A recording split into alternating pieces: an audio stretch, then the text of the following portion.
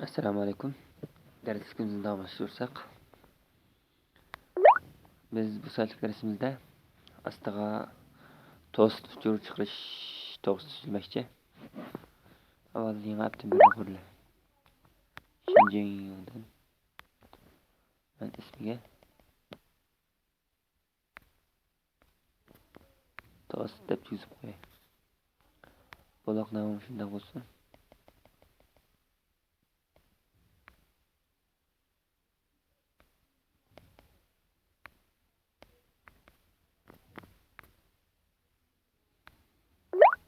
Ko'rdim.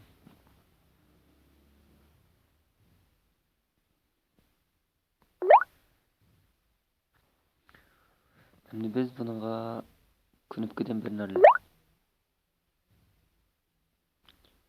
Home deyince knopkaga ID beray.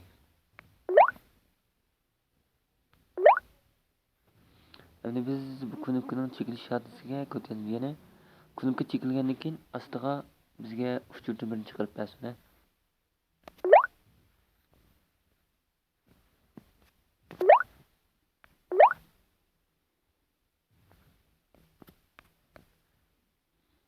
Activity Java kodu kirayman.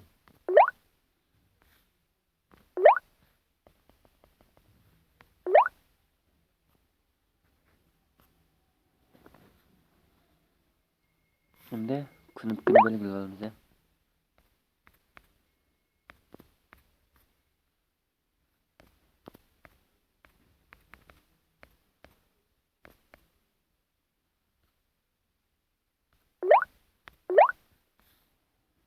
Şimdi knopkanın ID'sini yapıyoruz.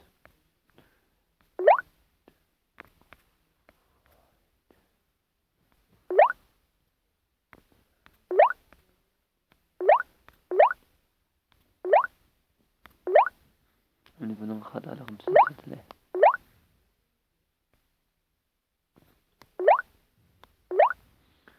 Şimdi knopkanın çıkış kodunu yazdı.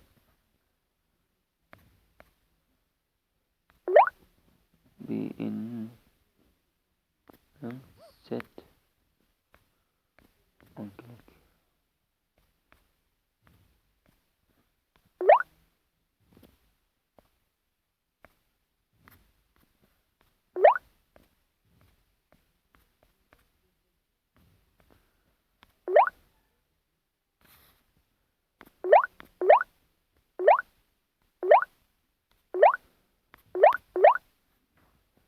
Hatalarını düzeltelim.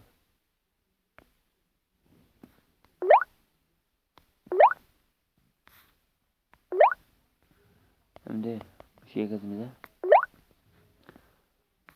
toast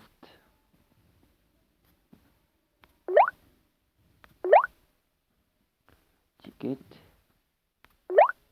make text mayada qaysi ko'znakni ochgan bo'lsak, masalan main activity va yoki boshqa ko'znak ochgan bo'lsak, shuni ismini yozamiz. Main activity DNZ pesh nimaga qo'shib qo'yamiz. Masalan bo'ldi deb chiqarib bersin.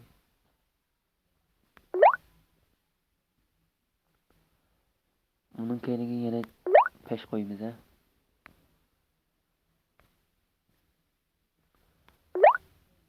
Toast ticket long mayada tırnaqlı etimiz ticket qo'ydik. Show ko'rsatish orqali buni chiqarib beramiz. Mana bo'ldi.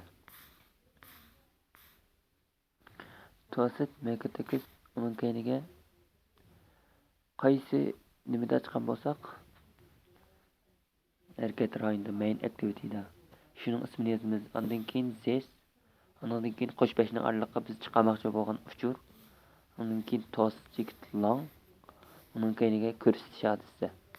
Men buni qo'zg'atib boqay.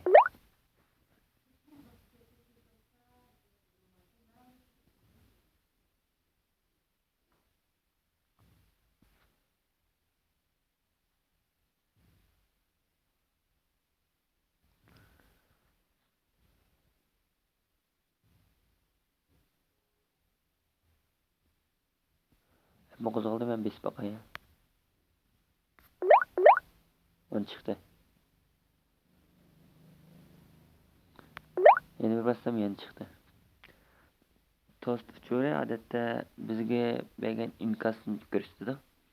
Biz mush yerdan o'zimiz xohlagancha nimalarni chiqarib olsak bo'ladi. Bu haftaning darsimiz mush yerda tugadi.